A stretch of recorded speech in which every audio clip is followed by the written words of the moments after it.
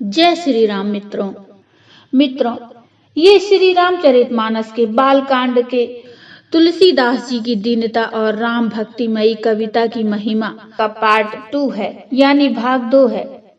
मित्रों, यदि आपने भाग 1 का अनुसरण नहीं किया है तो आप चैनल पर जाकर उस प्रसंग का आनंद ले सकते हैं। अब चौपाई आती है। एहि मह रघुपति नाम उदारा, अति पावन पुराण श्रुति सारा। मंगल भवन अमंगल हारी, उमा सहित जेहि जपत पुरारी।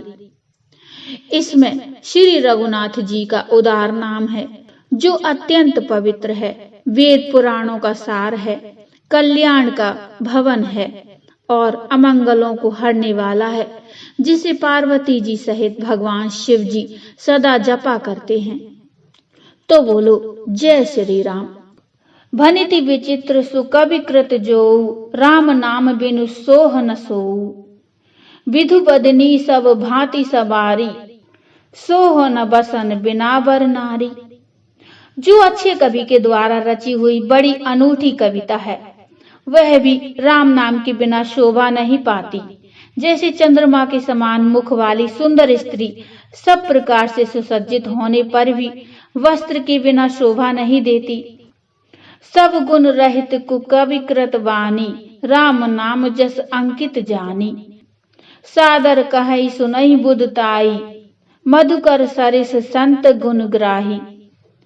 इसके विपरीत कुकवि की रची हुई सब गुणों से रहित कविता को भी राम के नाम एवं यश से अंकित जानकर बुद्धिमान लोग आदर पूर्वक कहते और सुनते हैं, क्योंकि संत जन भौरे की भांति गुण को ही ग्रहण करने वाले होते हैं।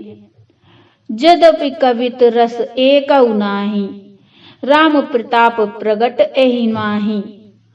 सोई भरोस मोरे मन आवा, कहीं न सुसंग बड़प्पन पावा। यद्यपि मेरी इस रचना में कविता का एक भी रस नहीं है, तथापि इसमें राम जी का प्रताप प्रकट है। मेरे मन में यही एक भरोसा है, भले संग से भला किसने बड़प्पन नहीं पाया।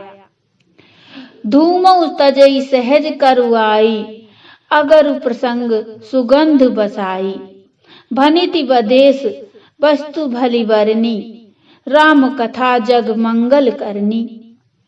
धुआं भी अगर के संग से सुगंधित होकर अपने स्वाभाविक कड़ुएपन को छोड़ देता है। मेरी कविता अवश्य भद्दी है, परंतु इसमें जगत का कल्याण करने वाली राम कथा रूपी उत्तम वस्तु का वर्णन किया गया है। इससे यह भी अच्छी ही समझी जाएगी। अब छंद आता है। मंगल करनी कलिमल हरनी, तुलसी कथा रघुनाथ की। गतिकूर कविता सरित की, ज्यों सरित पावन पाथ की। प्रभु सुजस संगति भनिति, भली होहि सुजन मन भावनी। भव अंग भूति मसान की, सुमिरत सुहावनी पावनी। पूज्य तुलसीदास जी कहते हैं कि श्री रघुनाथ जी की कथा कल्याण करने वाली और कलयुग के पापों को हरने वाली है। मेरी इस भद्दी कविता रूपी नदी की चाल पवित्र जल वाली नदी यानी गंगा जी की चाल की भांति टेढ़ी है। प्रभु श्री रघुनाथ जी के सुंदर यश के संग से यह कविता सुंदर तथा सज्जनों के मन को भाने वाली हो जाएगी। शमशान की अपवित्र राख भी श्री महादेव के अंग के संग से सुहावनी लगती है और स्मरण करते ही पवित्र करने वाली होती है। अब दोहा आता है। प्रिय लागे ही अति सब ही मम, भनिति राम जस संग। दारु विचारु की करहि को, बंदिय मलय प्रसंग।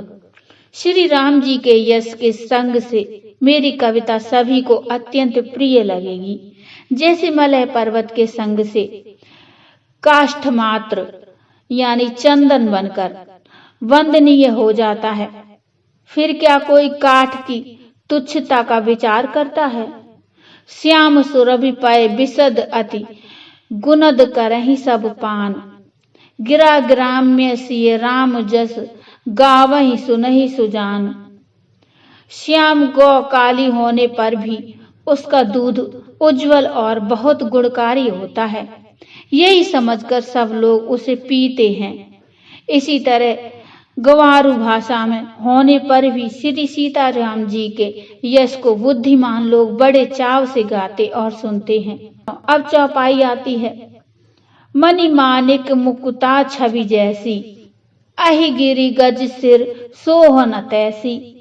नृप करीट तरनी तनु पाई, लहई सकल शोभा अधिकाई। मणि माणिक और मोती की जैसी सुंदर छवि है।